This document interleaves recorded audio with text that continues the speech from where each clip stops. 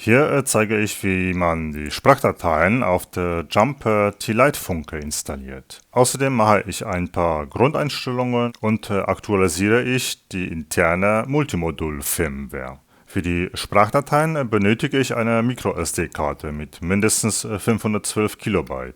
Ich nehme hier einfach eine 32 GB SD-Karte. Zuerst prüfe ich die Version von OpenTX auf der Jumper-Funke. Hier gehe ich in die Systemeinstellungen und gehe bis auf die Seite 7 von 7. Hier sehe ich normalerweise die OpenTX Firmware-Version. Da hier keine Version zu sehen ist, merke ich mir das Erstellungsdatum 14.01.2021. Auf der OpenTX Homepage finde ich die Version 2.3.11, welche vom 8.01.21 ist. Also gibt es noch keine offizielle OpenTX Firmware für die Jumper TX Lite. Somit nehme ich die SD-Kartendatei von der OpenTX Version 2.3.11. Hier sind die SD-Karten für alle Fernsteuerungen. Da T-Lite nicht vorhanden ist, nehme ich einfach die Standarddatei mit der gleichen Displayauflösung wie bei der T-Lite mit 128 x 64 Pixel und lade mir hier die letzte Datei mit der Version 35 vom 8. Januar 2021. Die Datei wird auf eine leere SD-Karte entpackt. Das ist hier der Inhalt der SD-Karte.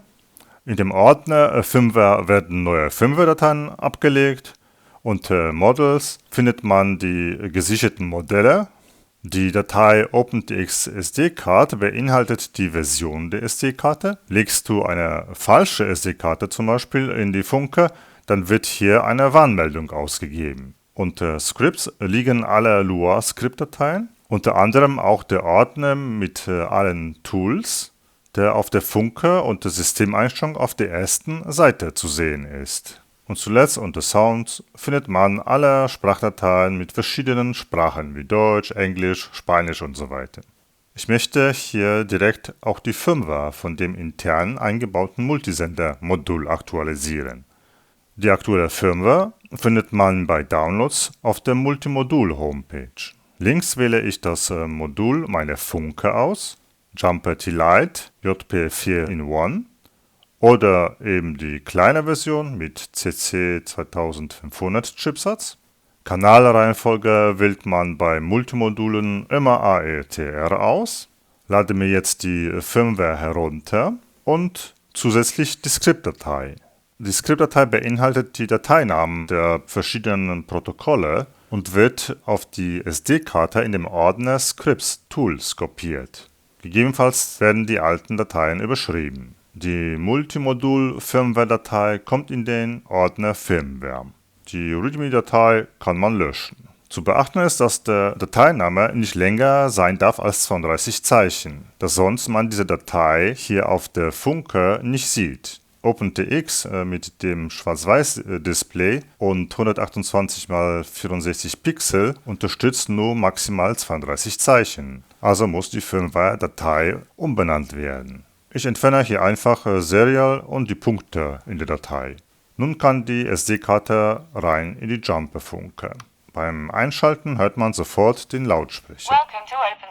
Also wurde die SD-Karte erkannt. Ich gehe jetzt in die Systemeinstellungen und stelle zuerst das Datum richtig ein.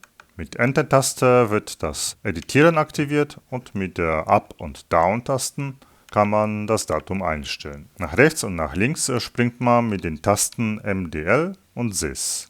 Wenn die Funke zu laut ist, kann man hier die Lautstärke reduzieren. Unter Backlight stelle ich immer auf Hintergrundbeleuchtung nur bei Betätigen der Tasten und nicht beim Bewegen der Knöpel. So spart man etwas Strom. Man könnte das Licht auch komplett abschalten. Den Startbildschirm deaktiviere ich von 4 Sekunden auf nix. Die Ein- und Ausschaltverzögerung setze ich von 2 Sekunden auf nur 1 Sekunde, damit die Funke einfach schneller angeht.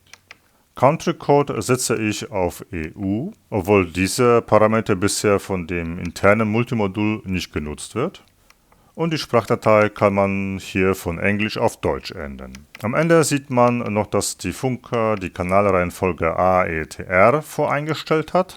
Also wenn man ein neues Modell anlegt, bekommt man die AETR-Kanalreihenfolge. Mehr gibt es hier nicht einzustellen und ich kann die Funker mal aus- und einschalten. Und man hört jetzt die Sprachausgabe in Deutsch.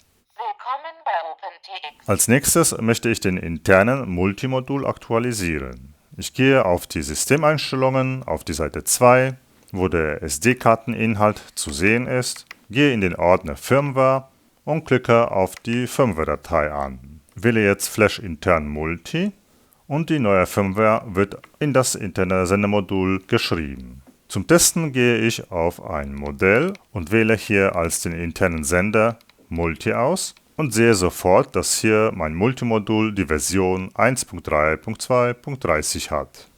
Also hat das Update von dem internen Modul geklappt.